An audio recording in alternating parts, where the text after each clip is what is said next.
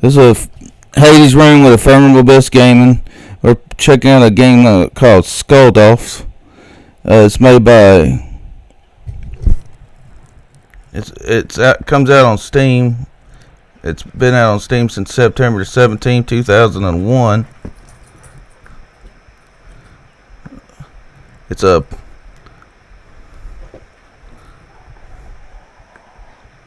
parkour jumping game where you jump on the obstacles and use a lantern to light your way.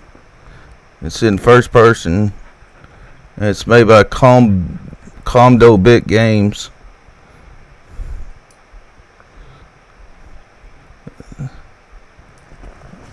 Anyways, the game is set in an atmosphere where you have a lantern that lights your way, and use the lantern to see where you need to jump next, and you have to jump over these obstacles. Also, you got on this version, this is the new clown edition, where there's more clowns put into the game, so it's more harder than before. We had an old gameplay video of this back in September 2001 when it first came out, but now we're going back and rechecking it because there's been some updates to the gameplay, and there's been some updates to adding more clowns, which makes the obstacles even harder, because the clowns either can turn your lantern out, so then you're in pitch black and the only thing you can see is certain tracers and stuff. And then also there's these blue beams that you have to get to, which help you know where your continue spot is. So if you do die, you get to start at those spots instead of having to start all the way over on the level. There's multiple levels to this game. You play where you jump to obstacle, like I said, and the goal is to make it to the end of the level without dying. But if you do die, you have unlimited lives, because there's no lives to this game. I mean, you do die, but you just keep playing until you beat it.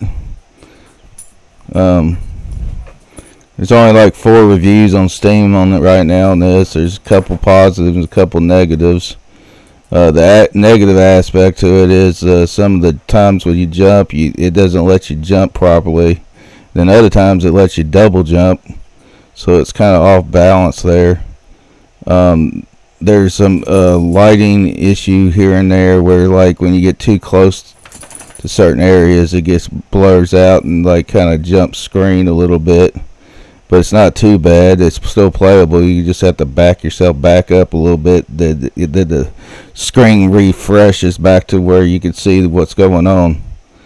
I ran into that a couple times in this game. We tested this game for about an hour on an Intel chip with just a GTX 1060, which it played perfectly fine with no issues.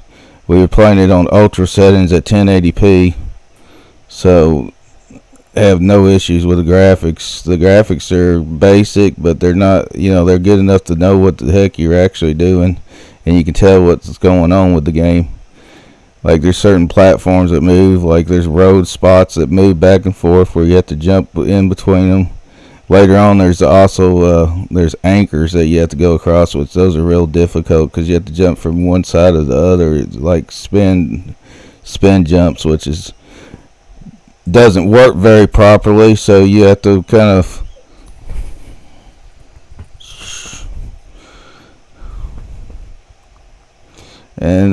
so that gives it a little hard obstacle. Also, later on in the board, there's these round beams that you got to jump on, and then certain times the clown will either turn your light off or he'll actually come and attack you and kill you.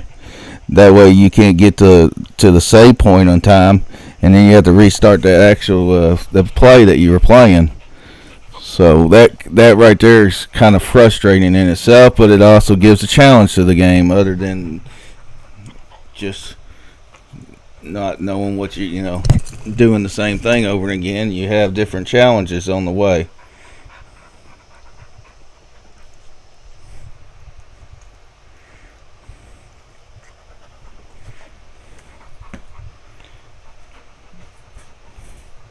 The game also has some nice points to it too. Like I said, it's a parkour game, which there's not very many of those. There's great ones like Dying Light's a great example of a parkour game. That's excellent game. I've had great fun with that game. I've had great fun with this game too. It's pretty good and fun to play.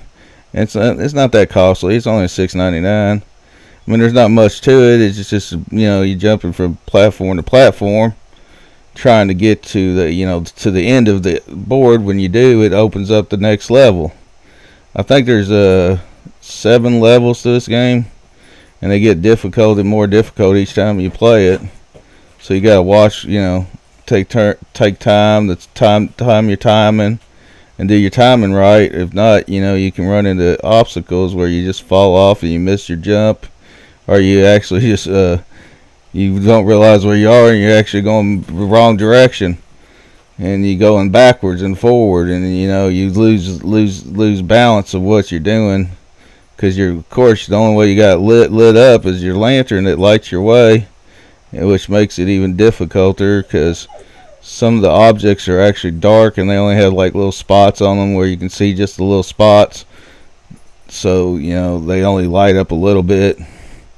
And then also you gotta always worry about that damn clown that's gonna get you, because he comes out of nowhere sometimes. Like you'll jump on a platform and out of nowhere there'll be this clown there ready to push you off and kill you, or he'll just turn your damn lantern off while you're jumping around, and then you can't see where you're going. So he puts a little spin on the game itself. He wasn't in it. He was in the earlier version, not the clown edition. He was in the game, and he wasn't that dumb.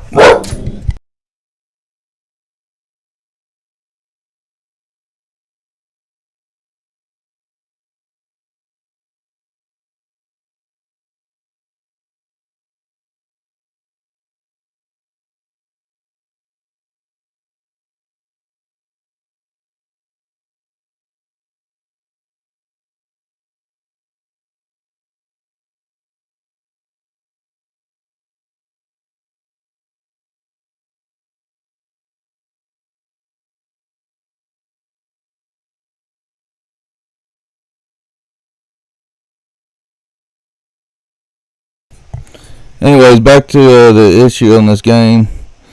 Like I said, there's some tearing once in a while, and there's also some blurring of the screen when you go into different obstacles. And when you jump, it like blurs the screen out, so you can't really tell where you're going.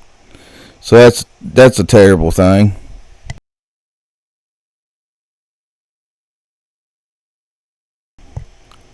And then it's still fun. Don't give me that. It is a fun game, but like I said, it does have some issues. Like we already spoke about, the tearing in the screen blurring in was kind of ultimate in the game. Now, if you have a low grade game computer or any kind of laptop, you could probably play this game. It doesn't take much of it to run it. You can run it on medium settings, and this game still looks.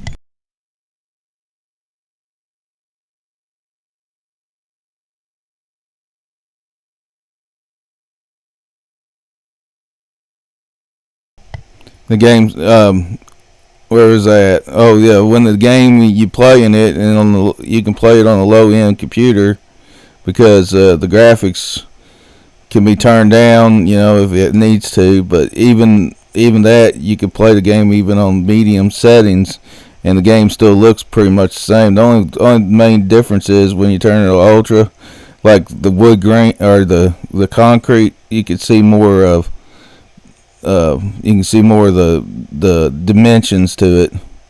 So when you turn it on lower settings, you can't really see the dimensions in the roadway, which doesn't make the game. It just makes it look a little neater, more balanced and more graphical. But it's not needed, so you can play this on a pretty low budget, low computer. That really, one that was already pre-built and kind of cheap, the older one. So that, I mean, that's a good thing for people that don't have a real strong computer or even a medium grade computer, because this one could be played on a low end computer. Which I know it's hard to find low end computer games, especially when you're going off Steam and you're looking at the games, and some of the games look they look great, but your computer ain't gonna play them because you got a low end computer. But this one will actually play, so that's a good thing. If you have a low end computer, of course everybody doesn't, but some people do. We all have our different computers. I like the light effect it does, and where it puts you in complete darkness. Sometimes it gives it a little good scare atmosphere. The clown, when he runs at you, is kind of scary because he just does it out of nowhere. You don't know when he's going to do it. He either turns out your lantern, which he does that most of the time, but he really comes after you when you're going to be near one of those save spots. He gets right up in your face and kills you. And sometimes he kills you so fast you don't even know what happened. Like you'll just die standing on a building or standing on a roadway, and it's just because the clown got you and you didn't even know it because he got you so fast. So that kind of gives you some little bit of jump scares into the game, because sometimes the game doesn't really have that much jump scares. But so this is like I said, it is actually a horror game, and it is a platform jump back and forth platform game. Where you're actually jumping on different platforms. So that's kind of where we got this game wrapped up at. I think I would give this game a 6 out of 10. That's a pretty good score for what it is.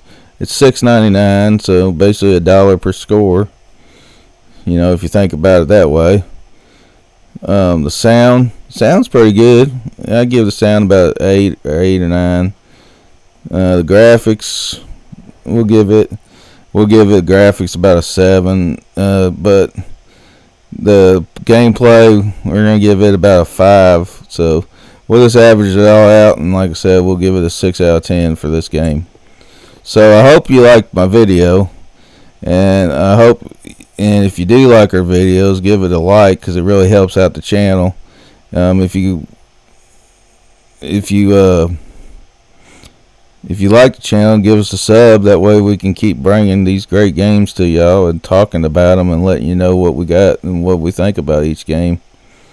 And thanks again for watching. And this is Hayes Roon. I'm gonna catch you on the next ones. That way and we have new videos posting all the time. We got some giveaways always on Twitter. And we got other links on our channel to some of our other supply sites.